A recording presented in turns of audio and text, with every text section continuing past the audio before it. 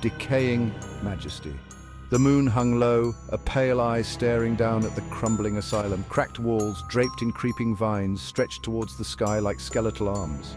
Windows, once portals of hope, were now vacant sockets, reflecting the distorted image of the moon.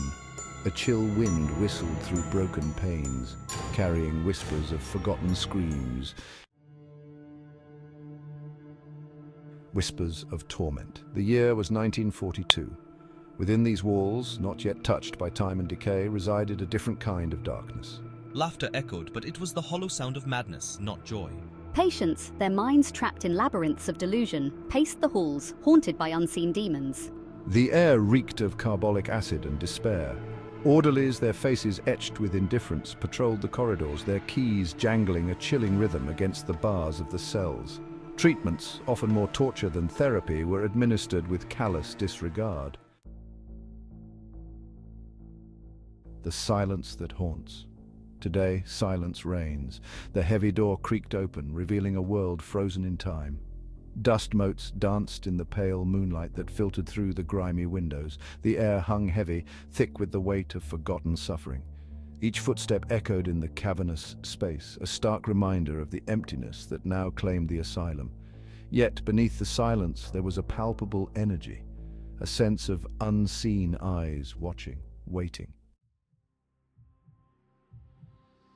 Where shadows move, a cold spot settled in the middle of the main hall, defying the natural warmth of the summer night. The air was thick with an unsettling chill.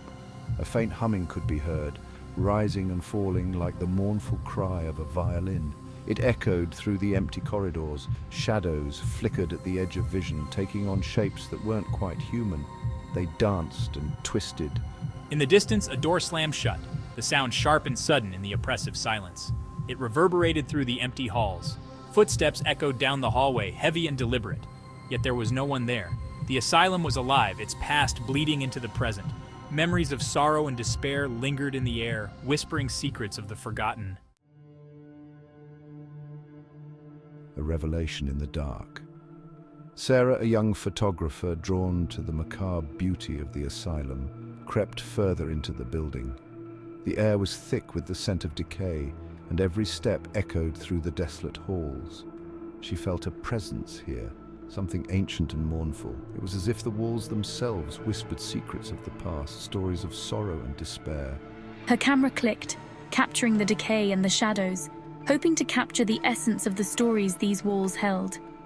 Each photograph was a piece of the puzzle, a glimpse into the lives that once filled these rooms. A sudden gust of wind extinguished her lantern, plunging her into darkness. The silence was deafening, broken only by the distant creak of old wood.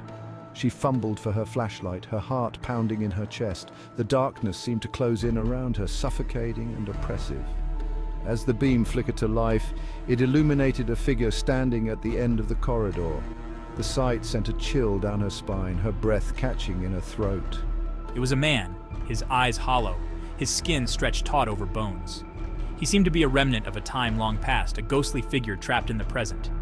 He wore a tattered patient uniform, his name tag dangling precariously from his shirt, Patient 13. The name tag swayed gently, as if moved by an unseen force. He raised a hand, beckoning her closer. The gesture was both inviting and terrifying, a silent plea for her to uncover the truth hidden within these walls.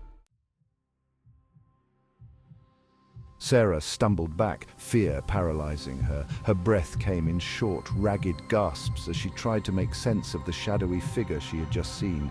The figure vanished as quickly as it had appeared, leaving her alone in the suffocating darkness. The silence was deafening, broken only by the distant creaks of the old building settling. Her camera clattered to the floor, the lens cracking as it hit the ground. The sound echoed through the empty halls, a stark reminder of her isolation.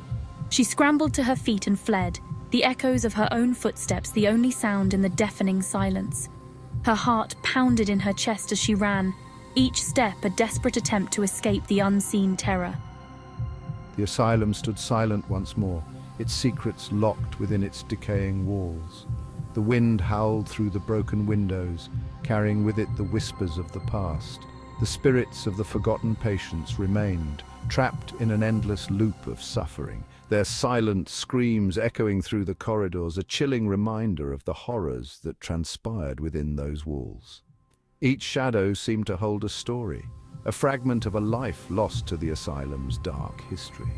The asylum, a place of both physical and psychological confinement, held its prisoners captive even in death. The rusted cell doors and broken furniture stood as monuments to the torment endured by those who once inhabited this forsaken place. The air was thick with the weight of their despair, a haunting presence that refused to be forgotten.